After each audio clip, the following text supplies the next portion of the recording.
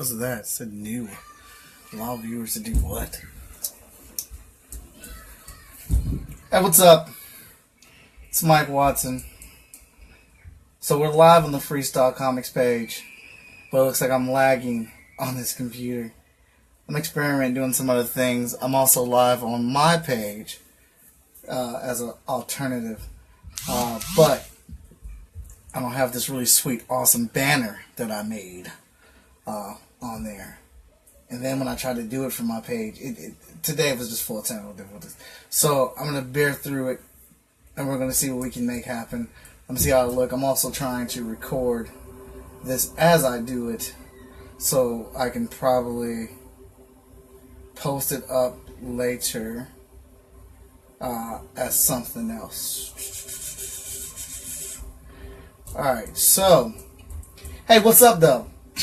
It's Mike Watson of Freestyle Komics. So, if you're just tuning in, I'm trying to do something a little tad bit different. Give me a second to set up here. Start a little bit. I'm supposed to start at 8:45. I'm starting a little bit early.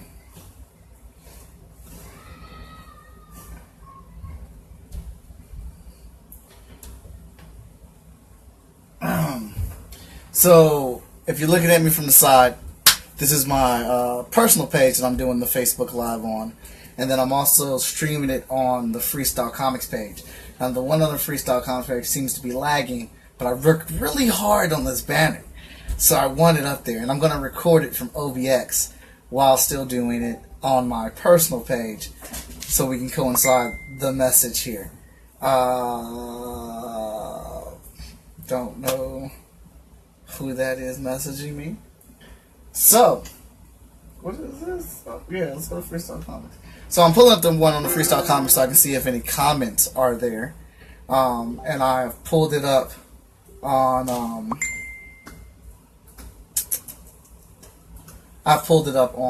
my computer as well, so I can check those comments.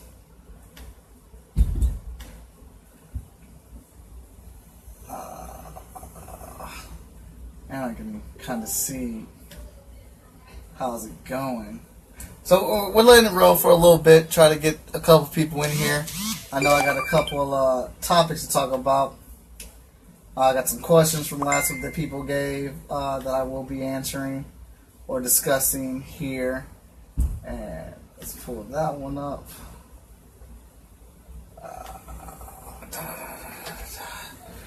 All right.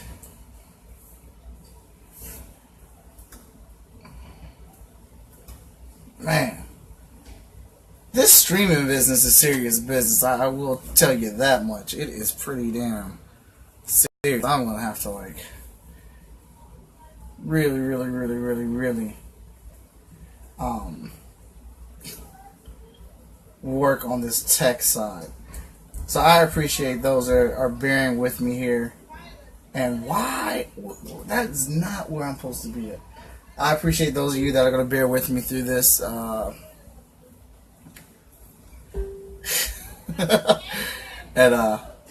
stick it out with me through the technical difficulties. Again, if you're watching this on the Freestyle Comics page, obviously I have a better stream of it going up on my personal page, which I'm trying to get up right now.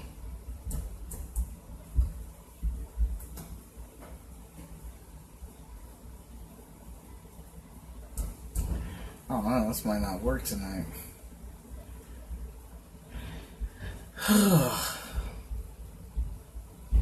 You know, you try to improve on your branding and your social media and do a weekly event, and technology does not want to cooperate with you. Like, this really should not be a problem.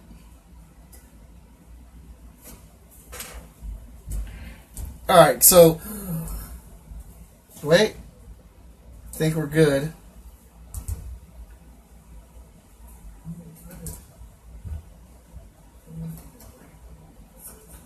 Oh, okay, I think we're fine. But it won't.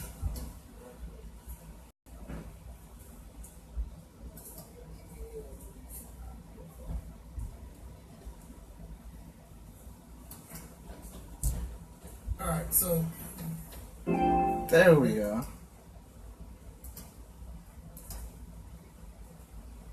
Alright. So I think we're set up as we are going to be for this venture, and I'm just gonna get started, and I'll just look at it once it gets done and posted, and I will try to work on some solutions to any of the technical difficulties that I'm having and facing right now, which seems to be a ton of them. But I am also recording, so I am hoping to put a fresher, cleaner version of this.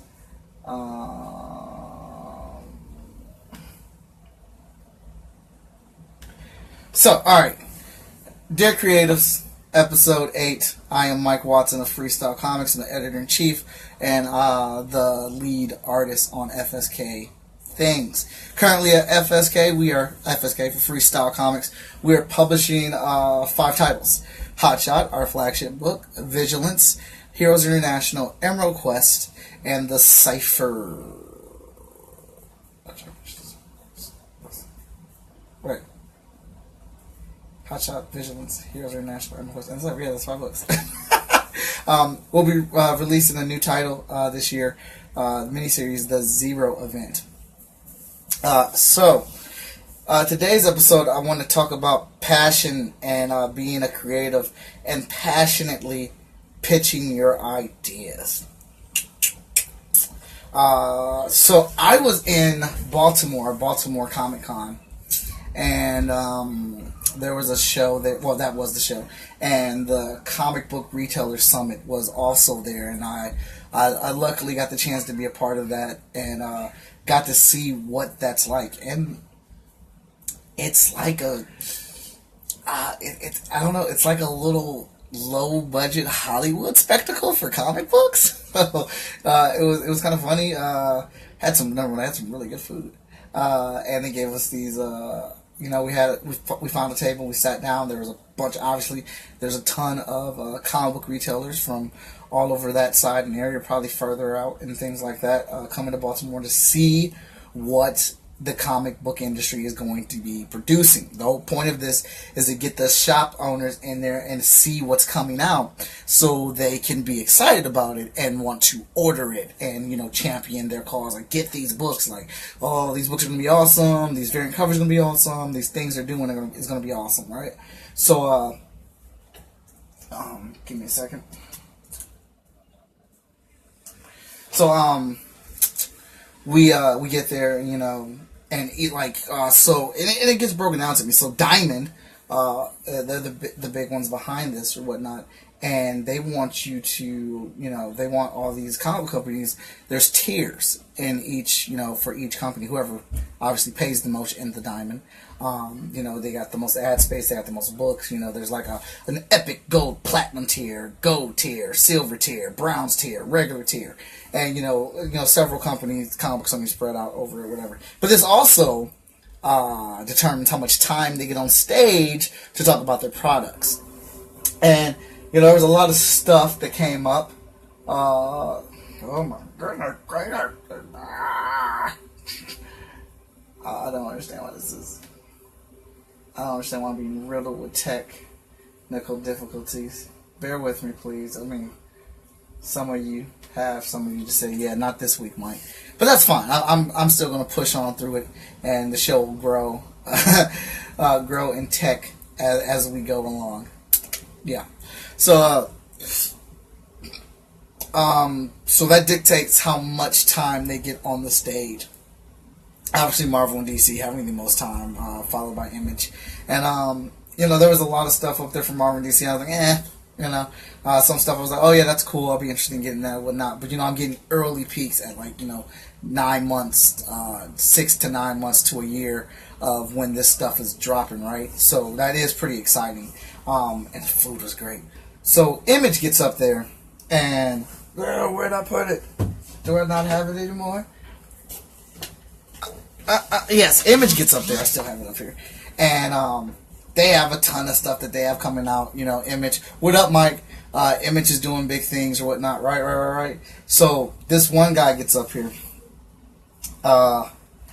Let me make sure I have this right. Charles Soleil and Ryan Brown. No, colors by Ryan Brown. Letters, logo, cover art. You ain't gonna tell me who it was created by? Let me see. Letters by logo, cover art by Ryan Brown. Cover by Alright, so let's just say the creator of curse words gets up there, right? And this guy he's got a lot of heart. He's got a lot of passion. He doesn't have like this fancy, Photoshop slideshow, or with visual effects on it or anything like that, or some great animated voice that's speaking like a movie premiere or anything like that. He just has these pictures, right? He gets up there, and one of the pictures I remember him talking about was this van.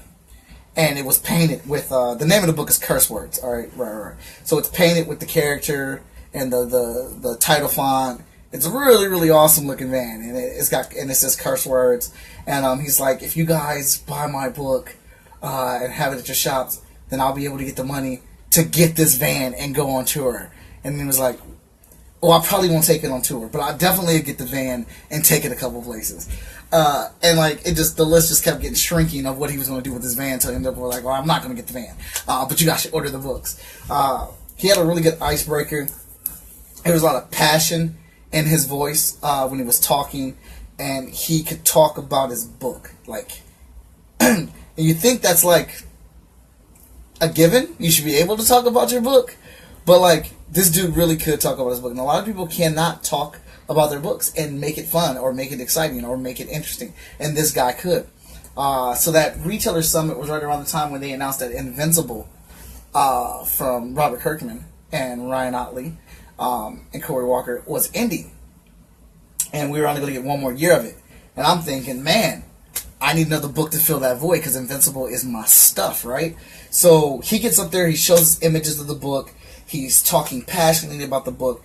And, he's naturally, like, he's not like a comedian, but he's making jokes, and it's not even that he's making jokes, it's just what he's saying, how he's talking, he's being entertaining, and, his love for the book is just coming out. Like, the love of the craft, the love of the work is just coming out, and he's naturally being funny. And when I saw the images of it, I was like, you know what? That could be the book to fill my void. That could be the book. Oh, no. This was at a con I went to last year, Mike. So I went to Baltimore Comic Con, and then they also had the retailer summit there. So I'm like, oh my God, this dude has really got me invigorated to, check out his book. Like, I'm really excited about it. Like, I really want to put my dollars down on it. And I was there with a comic book retailer, and I was like, man, order this book for me, please. Put it on my pool. And I was like, yeah, sure, cool beans. So it must have been like 6 months or whatever. The book finally comes out, but I bought it. And I bring that up to say that because a passionate display of your book, of your character, will get people to buy it. And that's what you got. That's what you got to do. Something that I have, I guess, in a way, I've known and not realized it, and it really did not come to a point and really become a focus until I got with Short Fuse, is that people don't know about your books. You may think you have a large circle, right? You may think that you have people that are all about you, and you got a lot of people following you and watching and stuff, but you really don't. If you're just starting out.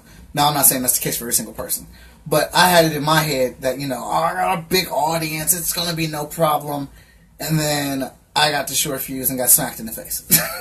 Like, no, my audience isn't as big as I thought it was, or, near where I want it to be. So, people generally are going to buy the book from you before they even realize what it is.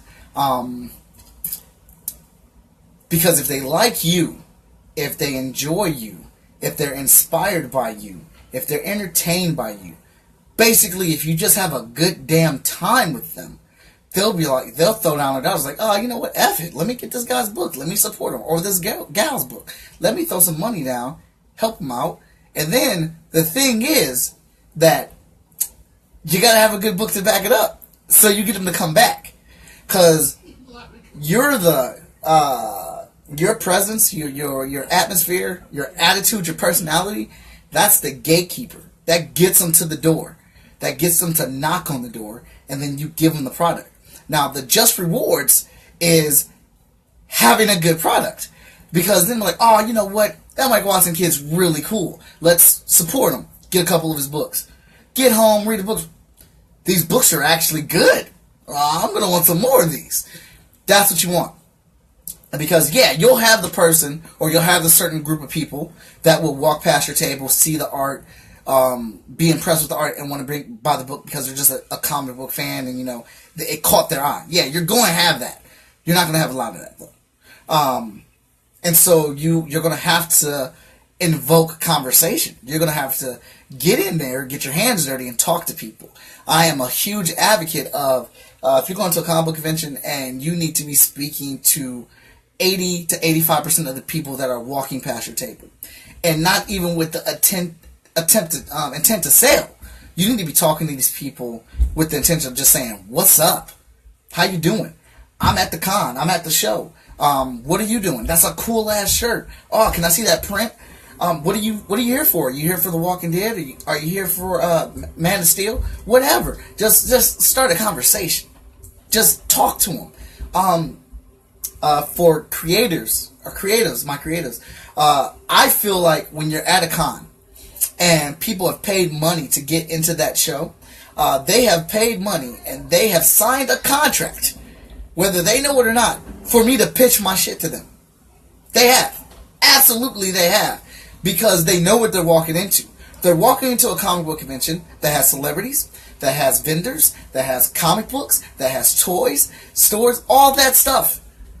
If Safe Auto and T-Mobile can bother you for insurance and a cell phone plan at a comic book convention, I dang sure can talk to you about some comic books. You can't be afraid. You can't be afraid. You can't be bashful. I know maybe, you know, some people are introverts and, you know, they just really enjoy comic books. They enjoy making them, but they're not very extroverted or outgoing people or whatnot. You're going to have to get over that shit. All right? For the most part, again, this is based off my experiences and what I've seen. Everybody's story is different. But for the most part, your art alone isn't going to sell the books. If you can't catch people's attention with your art, how can you get them to pick up the book to read the book? So maybe the art's not your strongest point, and you're like, it's the story. The story's amazing. Well, if the art's not good to catch their eye, how can you get them to get to the story? Talking to them? That's how we can do it. We talk to these people. We have conversations with these people. Crack a joke. Be corny. One of the good things I liked about working at Foot Locker and GameStop, or Finish Line, Finish Line and GameStop is that you have to have the ability to kind of size up who you're dealing with in that conversation when you're trying to sell them a shoe or a game. But the easiest way to do it, don't play games. Just ask them, what are they into? What kind of comics do you like? Oh, do you? Well, actually, I have that kind of comic book right here. This is actually curse words because I bought the first issue.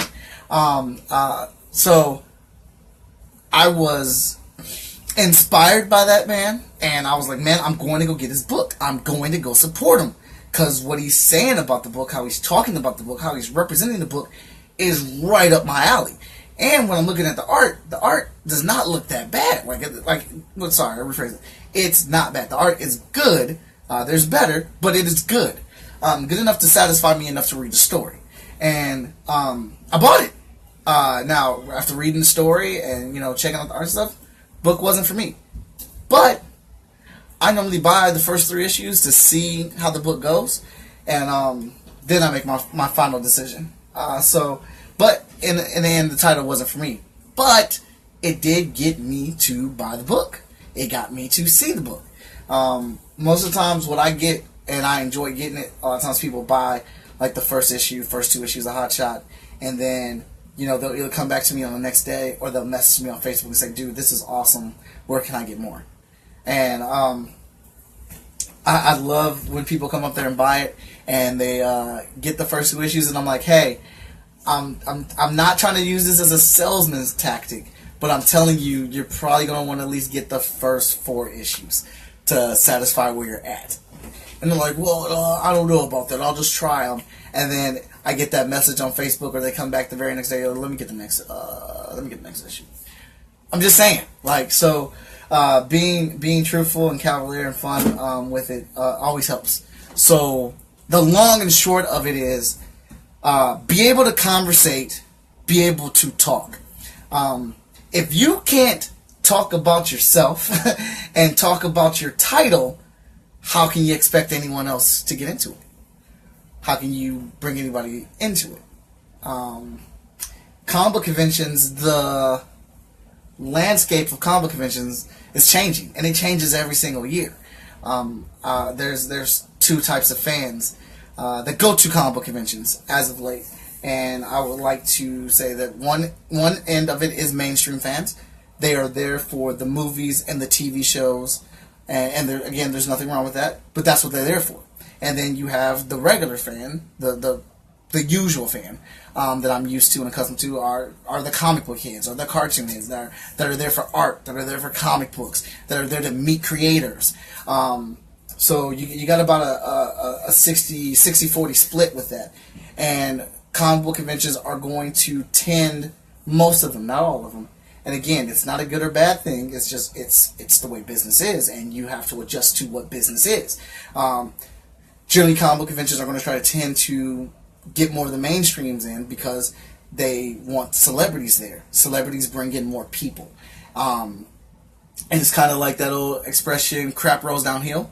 Well, fans roll down. So after the celebrities get them there, it's our job to talk to them and snatch them in. So you should never be afraid to talk to anybody. And as I said, there is that written contract. Once you buy your ticket, once you put down your money to go to the show, you have signed a contract, and in my contract, in my eyes, that says Michael Watson of Freestyle Komics gets to pitch his comics to you. You ain't got to buy them. You don't have to walk away with them. You ain't got to buy the whole bundle of them, but I do get to talk to you about them. I do get to speak to you. And if you don't want to talk, that's fine. You don't have to talk. We don't have to speak, but that's not going to stop me from saying hi. That's not going to stop me from being polite. So that's kind of where I am with that. Long and short of it, you guys and gals have to talk. You have to conversate. You know about your book. You're working on that book. So be able to talk about that book. You should kind of have levels. You should have levels of conversation for your comic book. And the first level is the elevator pitch. When you're talking about your comic book, you should have the elevator pitch that pulls them in and gets them interested. Then when they're picking up the book and they seem intrigued, you do a level 1, which is give them a little bit more information, which is kind of like the synopsis or summary of said story that they're looking at. But if you get somebody that's really into it and asking questions, that's when you go into level 2 and you break them off some of the overall story arcs and, character types that are in the book, talking about your brand and like what's representative of the comic books and things like that. But that level 2 conversation is dependent on what kind of comic book fan that you have there. And that's something that you're going to have to gauge in your conversation. So, it's good times. Hold up, I got a question. Oh, no, I already answered that question. So, that was the main topic, which is passionate conversation about your books. You got to have it, and you got to be able to talk about yourself. I just watched She's Got to Have It on Netflix, and one of the faults of the character when she had an art show, was she could not talk about her artwork or talk about herself or like what her artwork meant. And that's one of the things that we immediately learned when I was going to Cleveland School of Arts and the Columbus College of Art and Design. Hey, Dorfies. So, you definitely got to be able to do those things and able to sell your product. If you're not going to champion it, nobody else will. Or you might get somebody to do it, but you can't wait for that. You can't depend on that. So now I got a couple questions from last week's show. I posted in the thread, and again, if you guys have any questions, comments, or anything like that, put them in this thread. I've started doing a little preview. Hey, the show will be on this Wednesday at this time. Put your questions and your comments on there, and I will be sure to add them to the next show, which we will be doing that now.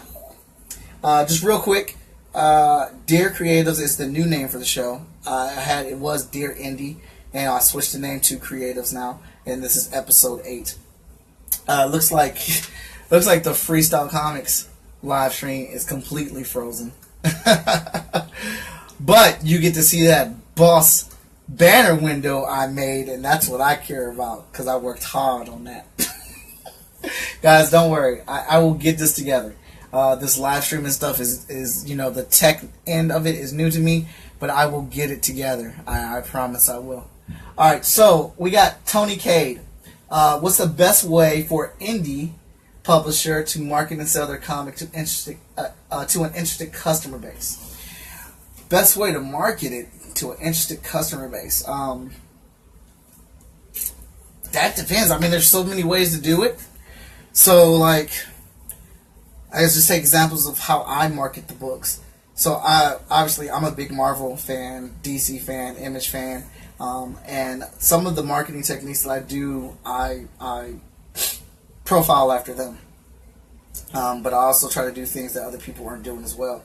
So, let's see, Comic Cons, for example, when I am pitching books or marketing or selling my books there, how do I get people to buy them? So there's two types of selling at comic book conventions, or there's just two types of selling in general in all sales. There's the cold sale, aka the hard sale, or the warm sale.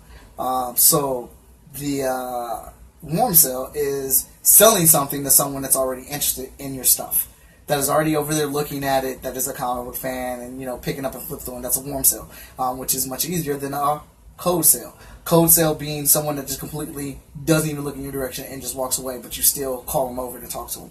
That's a cold sale. And generally speaking, in that situation, when I have those people that are cold sales, I just start a conversation with them. I look them over very quickly, see if they have bought anything at the show yet, or if they're rocking some geek gear, or if they have one of those badges that feature the person or the celebrity that they're here to see, and I will point that out and grab it. I can't lie. I have played the card when I see, because I have several characters of color on my books. So when I see little kids walking by that I want to spread the message, which I will pull them over and say, hey, I got a book with a kid that looks like, I got a book with a superhero that looks like you. And that's a cool thing, because parents want that. Parents want to see that type of thing. Code sale, probably the easiest code sale to do is just asking them what are they here for, and then once you see what they're here for, you ask them, well, are you into comic books? Unless they say, well, I'm here getting comic books. Then you say, well, what kind of comics are you looking for? Oh, well, I like superhero stuff, like Wonder Woman and Power Girl. I was like, oh, do you? I got a book right up your alley. You might like a book that I have called Vigilance. We have 3 issues of it out right now. She is this Superman of the Freestyle Comics universe. She's the strongest character on record, and she has amnesia. While I'm saying this, though, I'm not just talking, right? I'm picking that book up and I'm putting it in their hand. Flip through that while I'm talking about it. Because it's one thing to talk about it, but to be able to have it visually in your hand and to feel it and flip through it, that's a whole nother thing while you're getting that sidebar from me. Pitching, like, maybe the comic book shops. One of the comic book shops' biggest fear is that you come out with one book and then you won't come out with any more. So when I go to comic book shops, as I will be doing this week and next week, to let them know the new issues of my books are available, is that, hey, not only I'm bringing them comic books, not only do I have these comic books, but look how many I actually have. Hotshot has 10 issues. Vigilance has 3 issues. Heroes International has 3 issues. The Cypher has 2 issues. Emerald Quest has 2 issues. We're working on another title called Zero Man. Comic shops even like to see numbers. So the way when I approach comic shops, I have a little packet for them. Little, check us out at Freestyle Komics. And actually I'm working on the one for this year because I just did our end of the year numbers. So having those things there makes you more accountable, makes you seem more professional, and definitely gives you more credibility. Because, you've been doing this for a while. And, you've got numbers to back these things up. And it also helps if you have a presence on social media and, they can go back and look you up and see what you're doing and things like that. So, customer base. But, you gotta have creative ways to do it. Like, man, I freestyle, I break dance, I give away free items. But the main thing I do, which actually coincides with the main topic here, is I talk passionately about my characters and my books. Like, when people hear me speak about this stuff, they know I'm in it. They know I love it, and they know I'm about it. Alright, so next question. Close this window. From Doomsmith Art off of Instagram. What's your process on character creation? I don't know if I really have one. I just start drawing stuff. I normally have a character that I'm inspired by when I'm making a new character, and I will use them as the foundation or groundwork, or unless I just have an idea for something and I just start working it out. Like Hotshot's inspired by 4 different characters: Naruto, Wolverine, Spider-Man, and Invincible are the inspirations for Hotshot. So first off, Wolverine, because I got into comics in the 90s, and Wolverine was the stuff then. And I loved Wolverine because he was 5 foot nothing, and he was the hardest member of X-Men. He honestly has the lamest power, but I still love him. I mean, when you compare it to everything else, a dude that turns his whole body into flesh and metal, optic blast, controlling weather, a telepath, telekinesis, kinetically charging items, he's on the total lower end of power. I have razor sharp blades that come out of my hands and a mutant healing factor. But it wasn't really his powers that did it for me. It was his personality, his code of honor. And, Wolverine would go in for his family. For those that, end up getting close to Logan and he considers family, he goes in for them. And he lets nothing stop him.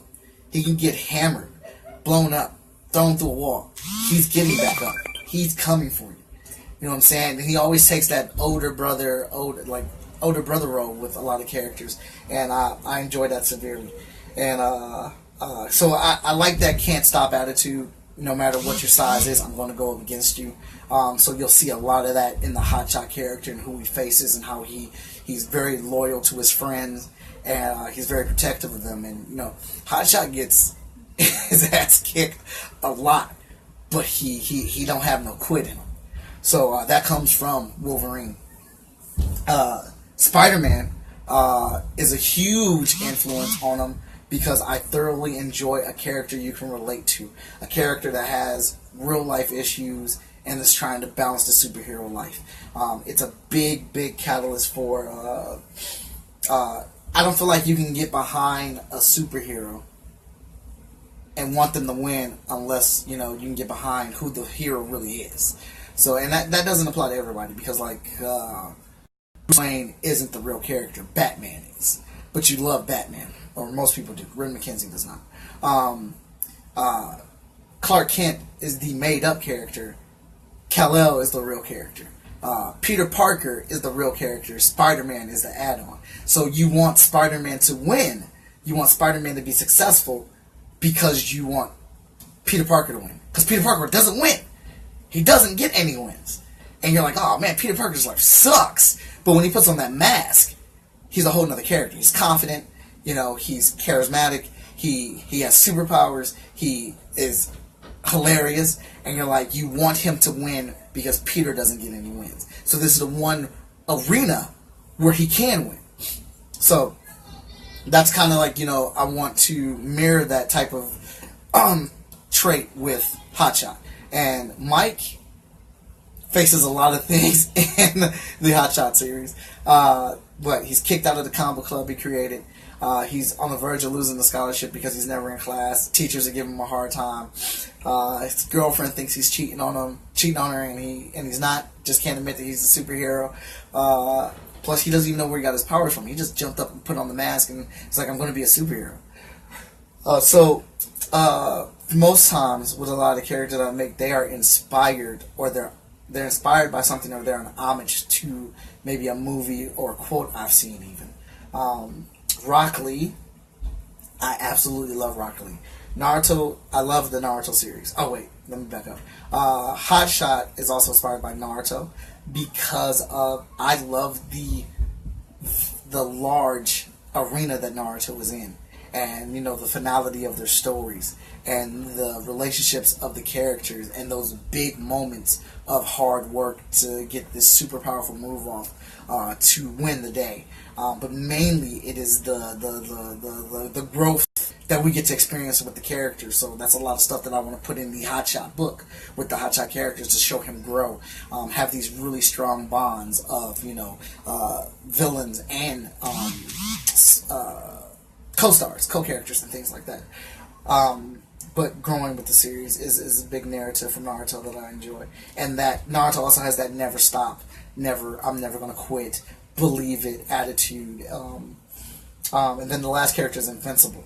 More so Invincible because I love the story of Invincible. I love how Robert Kirkman tells the story, and I love that it's not a typical superhero book. Robert Kirkman makes a choice and makes a decision, and that's what it is. That's it. Mark has grown ridiculously from it, and it really examines what it is to be a superhero. So looking at these type of things as well. And so, all right, I'm done with that. So that was like the character inspiration and creation parts for Hotshot. In case you guys did not know, Hotshot is based off of me. So designing me wasn't hard, but designing the costume was. And I had a costume that's pretty close to what it is now. But my dude Ewart, when I was in college, he spruced up my design, and we have the Hotshot costume as it is now. So favorite colors are blue and black. I love that combination, and I wanted to have a mask that was super expressive.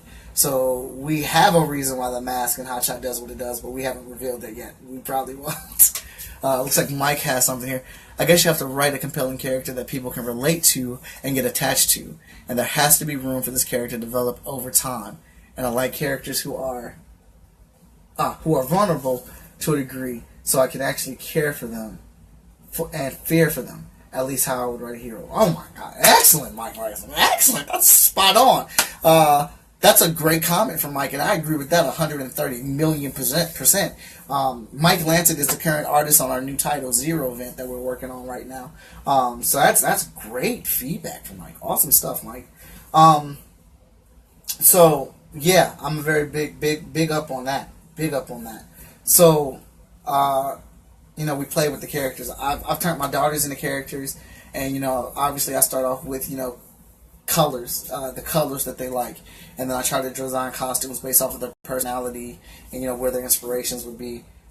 Justice, I knew the moment that when I created Justice that he was immediately going to be based off of The Rock. I love Dwayne Johnson. He's amazing. I mean, how can you not like The Rock? So the mode was pretty much based off of him. So that kind of stuff is easy. Just recently I made a character for a Christmas present for a client of mine, and he gave me the specifics. He wanted him to be a voodoo witch doctor type of character, but he had to have he was a cop. He had to have influences of the police force on him, and it was based off of his dad. And that's pretty much all that he gave me, and I had to come up with the rest of it. So I went and talked to my father-in-law, because he's a cop, and I asked him, like, what do you call, what would you guys call, like, a rogue cop? Like, a cop that, is still, defending the law, but he's just not affiliated with the police anymore, because he's just off the grid. And he's like, well, we call that in our, like, every precinct apparently has a different codes, obviously, and that makes sense. But he said in theirs, it'd be a B16 code B16. And I was like, what? What? A code B16? He's like, yeah, that's a rogue cop that's going off the map, off the program. And I was like, oh. So like immediately, so I guess you would say that process starts with, once I get the bulk of the information or the foundation, research and looking up that type of stuff. Luckily, my father-in-law is a cop, so I just had to go up and have a conversation with him. But he was giving me all these different codes, and then finally he got to the B16 code, and I was like, man, that's pretty dope. And then that immediately gave me the chain of thought with the character. That he's still going to have the aspects of the cop, he's still going to work in the mentality of being a police officer, but he has these witch doctor powers.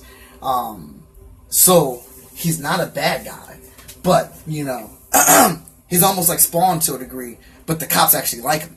And so whenever something's going on, they're like, hey, we got a B16 in the area. So they would back off and let him do his work. Or if something's going down and they felt like they couldn't handle it, they call it code B16 because they knew he still had his police equipment and he can hear it.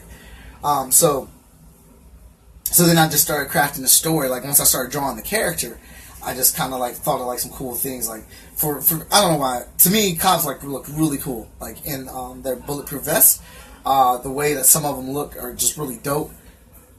So it's kind of where I started off, and I knew I wanted to have some type of skull design. White paint of a skull on his head, and I have a thing for glowing tattoos. And if he's going to be a voodoo magician, you know, magic and voodoo curses and things like that, then I wanted the tattoos to play into it and they would light up. But then the more I thought about it, like I didn't want him to be very well-rounded in the powers, because he still relies on his knowledge of being a cop and his training of being a cop and his gun. So somehow I needed to work it in there where his gun gets. I was thinking like, well, it'd be cool like if the enchantments or the spells that he comes up with, or the curses or whatever, he ingrained it into the gun, so it was different like bullets that he fired, and then we get all these tattoos and markings that are on the gun that glow as well, and you know. He has these silhouetted ravens or different animals that he can call out of his shadows and can be like the eyes in the sky for him and stuff like that. So like then I just start, you know, like I'm thinking about all the lore and the things that I like, and I think that looks cool, and you know I'll start drawing it, and you know kind of like process of elimination of what I go on it. That's pretty much what I did. Like I designed characters for Screen Boy, and that's kind of like how I worked it. Ethan gave me a foundation. Ethan had the characters pretty fleshed out, but I designed how they looked, and he still had a solid look for him, but Ethan's really cool to where he gave me some room to add me into it, and I ended up coming up with some pretty cool things that I enjoyed severely, and he did too. So every process is different. So I mean, there's a couple processes doing Smith art. So I hope that answers the question. Next we have Mr. Harden, Geoffrey Harden. What makes a great comic villain? What makes a great comic book villain? Man. Well, there's two types of villains, and I love both of them. There's just the villain that likes to destroy shit just for the sake of destroying it, and then there's the villain where you can relate to them. Well, I'm lying. There's multiples, because then there's also the villain where you can understand where they're coming from, but they're still wrong. Let me see. Like, who's my favorite villain? I got a couple. Let's say Morlun. Morlun from Spider-Man. Love him. So he's bad. There's no coming back from that.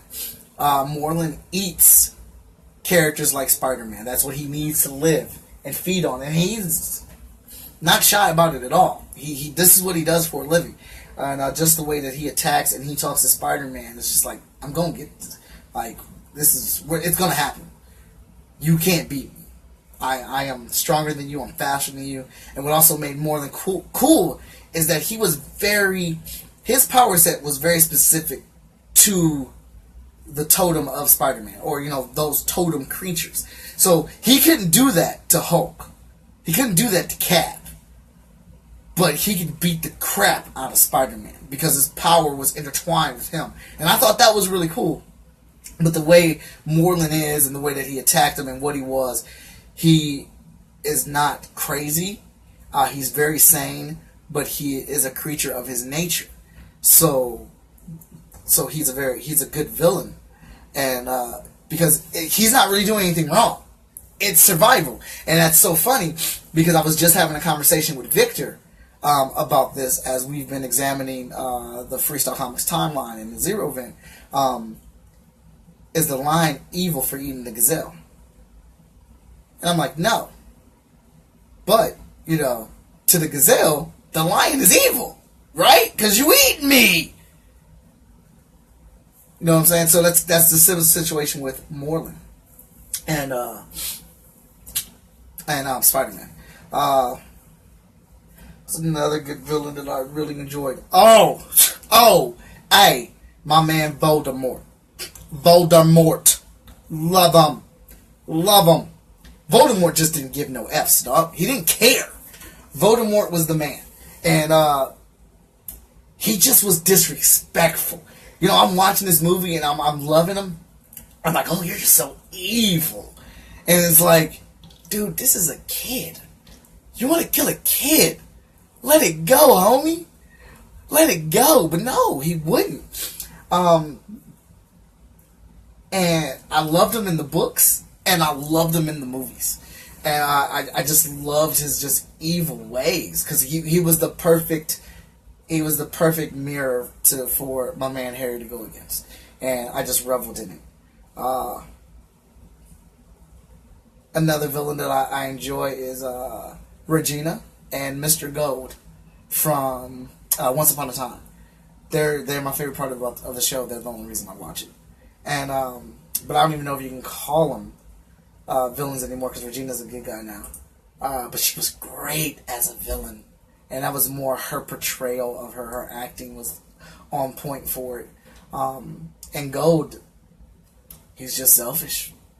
Gold is just, I'm gonna do him, but I'm gonna do me. But I love how Gold talks. I love Gold's mentality, and I just enjoy Gold a lot. He's got a lot of good lines. Gold's lines may be the reason why I like him. Any villain that can talk and have a silver tongue while destroying the good guy, I'm all about that. But my all-time favorite villain is Mr. Smith. All right, Mr. Smith from The Matrix is it for me. And it immediately started when he was in the room with Morpheus, and he rubbed the sweat off of him and put it in Morpheus' nose, and he was like, it's like a disease. He was so mad. He was so angry. He wanted to get out. And just the disrespectful way that he talked to Mr. Anderson. And how he made it a personal vendetta of the back and forth. And he just got really good lines after that. And I just loved him. I enjoyed him. Mr. Smith, and the line he gives to the Oracle, you would know, Mom. Or you've set me free. And that may go again with the actor. I loved his portrayal of that character. But Mr. Smith's my all-time favorite villain. So the long and short of it, the villain's gotta have game. The villain, yes, I can taste your stench. All right, Mike knows what's up. The villain's gotta have a mouthpiece. The villain's gotta be able to game it. He's gotta talk, and as the kids call it today, roast. He's got to have those lines that even though you want the good guy to win, he still has you laughing that was funny. Excuse me. And you got to believe in their cause, even though you know they're wrong. Because I'm at the end of the day, I'm a good guy, right? I want the good guys to win. So you gotta, even though hey, this guy's wrong, but I believe in them. You got to believe in their intent. Their intent to cause harm for their cause has to be believable. So if I believe in that character and their intent, I'm behind them. That's a good villain. Which is kind of like the thing when we made Void. Void is just destruction, and he's got a mouthpiece, and he can back all of it up. He's dangerous, He's dangerous. And, you know, we got more characters that we have coming out, like Queen Mala, who's already been out, and that's a fun character. We got our first appearance in Vigilance. At the end of Vigilance #1, they fought in Vigilance #2. There will be more Queen Mala, a.k.a. Lady Thundersong. Because we got some things planned with her. Dragoness is a fun character that we're going to be revisiting. She's popped up twice already in the FSK books. And, you know, so it's things like that, and you got to enjoy. Snape! Because he was a villain for a while, right? I'm going to cheat and throw Snape in there, because I love Snape. I love him so much. Although he was a good guy the whole time. Snape. Gollum's a good villain. Gollum is a good villain. Alright, that question can go on and on and on and on and on. But, yeah, so I think that's all I got as far as that. So, hey, if you stuck through this with all the technical difficulties, I appreciate it. Stop over at the Freestyle Komics page. You can see the awesome banner that I made. Hopefully, the recording of this is going to work for me, and I'll be able to put up the actual video with the banner up on Facebook later. So, again, same time next week, Wednesday, 8:45. We'll do Dear Creatives episode number 9. Any questions, comments, or things you want me to discuss in here, hit me up on this, or you know, when you see my thread pop up, or just message me. Message me on Facebook, message me on the FSK page, or my own personal page, and I will answer those questions for you. Very much so. I got a few minutes here. The rundown on what's going on at FSK right now. Our internship has started, and we have the interns in full swing working on their projects and, you know, getting their feet wet. Production on all of our new issues is underway, and that means new issues of Vigilance, Heroes International, Hotshot, and Emerald Quest. We will be at I'll be at GameStop in Reynoldsburg, Ohio, on the 26th. Just, you know, quiet little venue, because Dragon Ball Z Fighter comes out, and Monster Hunter World comes out. So I'll be out there because there'll be a lot of people out there just promoting the stuff that I'm doing. We will be doing a full-blown video game release party for Far Cry 5 in March. Then I will be at the Gateway with Creative Control Fest and Black Nerd Problems, working the Black Panther screening event. What? Super excited for that. Can't wait. Confirmation. I will be at Pack Rat for Free Comic Book Day, and that's May 5th. And I'll be at Cleveland in March, Wizard World Cleveland. So, you know, we're slowly getting our things together and moving on here.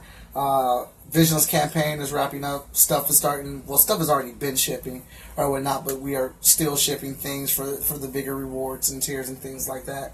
And we're going to be announcing our next Kickstarter project here very, very soon. So I think I've taken up enough of your time. I appreciate you guys all. Thank you so much for tuning in and sticking with me through the technical difficulties. I promise, guys, it's going to get better.